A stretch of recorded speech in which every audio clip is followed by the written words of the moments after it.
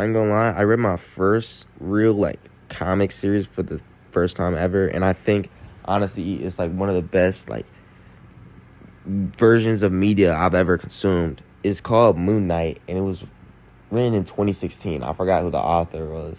It started with like a L. It was like Lumere or something. It was honestly one of the best like pieces of fiction I've ever read, and I would really recommend it to anyone. Like the story and the plot is honestly great. Honestly, I think that will be the best comic I've ever read.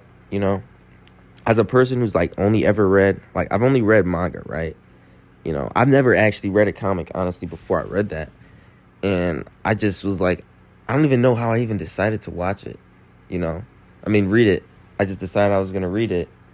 You know, honestly, actually, I think it was because I watched the show. I watched the show Moon Knight like 5 years ago, right? 2020. I used to be a big MCU fan. I watched all the shows on Disney Plus, and it kind of stuck in my mind. So when I was, just bored one night, I decided I was gonna read a comic, and I learned that the show Moon Knight was based off this comic. So I decided to read it, and I'm not gonna lie, the comic is 10 times better than the show.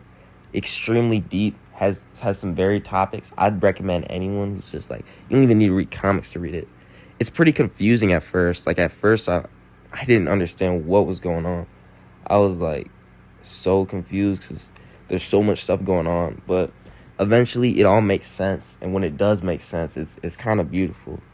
But like if you do decide you want to read it, I recommend you just like, you have to have some knowledge about Moon Knight. Like me, I watched the whole Disney Plus show, so I understand basic stuff about Moon Knight, like there's 3 personalities, and like the basic things about these personalities. One's more, vicious.